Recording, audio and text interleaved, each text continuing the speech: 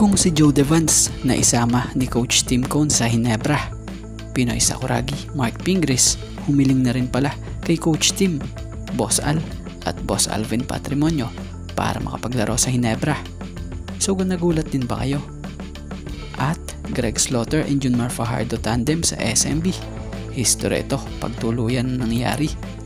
SMB sumusubok na raw kontakin Northport na may hawak ng rights dito. Ray Parks Jr. possible di umano raw makapaglaro para sa Ginebra this All Filipino Cup. Pero paano nga ba mangyayari iyon? At usapang future Gilas player kay Noah Patton, inasikaso na ang pasaporte para maging eligible as a local for Gilas. Gaano nga ba kagaling ang nasabing future Gilas player na ito? So yan ang ating mga tatalakayin. Speaking of kay Noah Patton, ito nga ngayon ang isa sa namumukod tanging prospect in the 16 and under division of the 2025 Smart NBTC tournament na siyang nakikitang po pwedeng maging eligible as a local for Gilas Pilipinas. So si kay Noah Patton nakilala na nga ng mga Gilas boys, coaches like LA and Gabe Norwood bago nga ito muling bumalik sa US na siyang nagpahayag ng commitment para sa Pilipinas. Batay nga sa nabasa nating report, etong si kay Noah Patton ay makakatanggap na ng Philippine passport next week, a full 2 months bago nga raw ang 16th birthday na to. So si kay Noah Patton, para sa mga hindi nakakaalam naglaro nga ito with Phil-Am Nations 19 and under squad was limited na kung saan ay nakipagpasikat at ito ay nakapagpakita ng husay sa laro na kung saan ay umaverage pa ito sa game ng 22.6 points per game, 7.8 rebounds per game and 4.8 assists per game while shooting 31.6% shooting from beyond the arc. So ang matindi pa nga dito sa Phil-Am na ito one of the top prospect para ito in the class of 2028 na kung saan si Patton is currently ranked by Prep Hoops as the number 1 shooting guard in his batch. Sa mga hindi nakakaalam, sa edad na nga po na 16 years old, may taas na nga po siya na 6'3". Pero grabe, yung pagka-athletic niya, mapa-opensa or depensa, makikita mo yung husay niya. At kung makipagdakdakan nga po ito kala mo NBA player na. So itong si kay Noah Patton hindi lang basta-basta makapagpapalakas ng lineup nila Coach LA kasama ng Gilas boy, but also provide a promising addition to the men's national team in the future. At dito tayo sa napakainit ngayong napag-uusapan ng patungkol kay Bobby Ray Parks Jr. gaya na lamang sa naging update or post nitong si PBA Insider News na kung saan nakasaad nga po or sinasabi rito di umano na I heard Bobby Ray Parks Jr. wants to go back in the Philippines and settle down with his bride-to-be sa Hinab Harake. According to our source, Japan B-League will upgrade next season and they will not sign any 6'9" below Asian imports. So that Asian import like Ray Parks Jr. will not sign with his current team in the JBL due to his height 6'4". And our source added that Barangay Ginebra is eyeing Ray Parks Jr. this PBA All Filipino Cup if he wants to play again in the PBA. They will try to contact the TNT management for a sign and trade option for Parks because TNT still has right even he is a free agent in the PBA right now. Source JBL and Ginebra Insider. So kung sakaling ganun man ang kahinatnan, possible kung pumayag ang TNT rito para sa opinion natin, win-win situation para sa TNT rito. Una, kung hindi nila magagamit o hindi naman maglalaro si Ray Parks Jr. para sa kanila, okay lang dahil kaya namang makapag-champion ng TNT nang walang Ray Parks So kung ite-trade naman nila itong si Ray Parks, possible mas makakakuha pa din ang TNT ng highly caliber na po pwedeng pangdagdag pa rin nila sa team, lalo pat walang Jason Castro ngayon ng TNT dahil sa ito'y patuloy pa rin nagre-recover mula sa injury.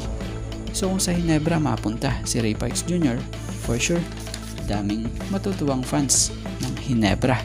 Maging si Parks Jr. for sure happy rin pag nagkataon dahil isa ito sa team na noon pa'y pinapangarap na niyang mapaglaruan. Bukod dyan, maaaring makasama pa muli nito ang dati niyang teammate sa ibang koponan at ibang liga tulad na lamang ni Justin Brownlee. So abangan natin kung ano ang kahihinatnan nito soon. At dito tayo sa patungkol sa isa sa former 4-time PBA champion at former PBA Best Player of the Conference na si Greg Slaughter.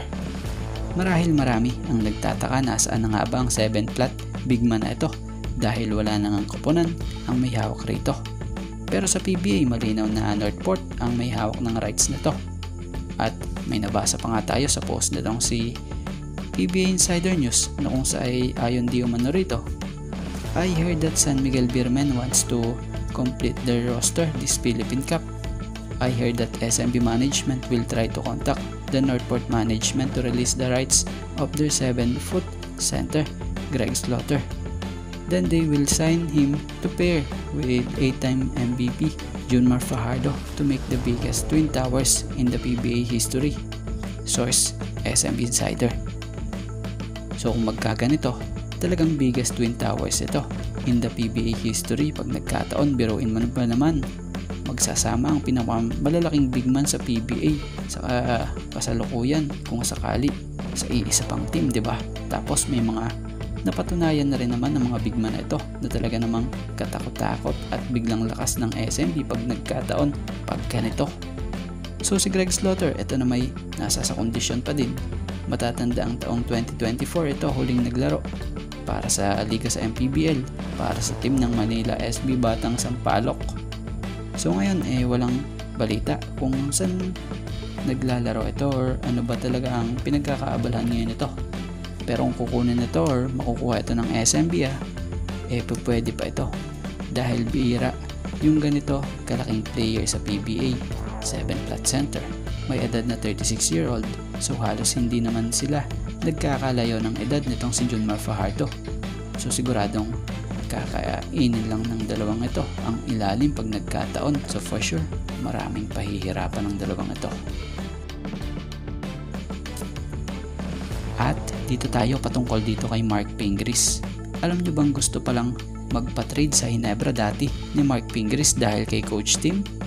So batay nga po sa nabasa natin, so alam nyo bang nung time pala raw na umalis si Coach Tim at Joe Devance dati sa team na pinanggalingan ng mga ito kasama si Mark Pingris, ginusto rin palang umalis na tong si Mark Pingris na kung saay umabot pa sa punto na ginusto rin daw po nito na magpa-trade sa Ginebra para makasama si Coach Tim Cone.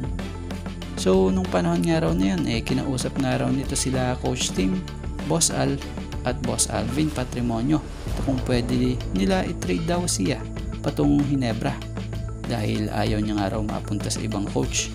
So nag-request nga raw talaga siya ng trade na kung saay bakit nga raw si Joe Devance pwede, ba't siya hindi? Noon daw siya di daw pwede dahil dapat isa lang daw. Pero gusto nga raw talagang pumunta sa Ginebra noong time na yun itong si Mark Pingris because of Coach Tim. So di pa nga raw siya naglalaro ng basketball, Ginebra at Alaska fan na siya.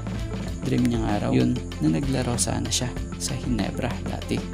Pero 100% Magnolia nga raw siya pag may laro ang Magnolia at Ginebra dati. So kaya naman, ano ang opinion nyo dito? Kung sakaling tuluyang na trade noon si Mark Pingris sa Ginebra, kung nagkataon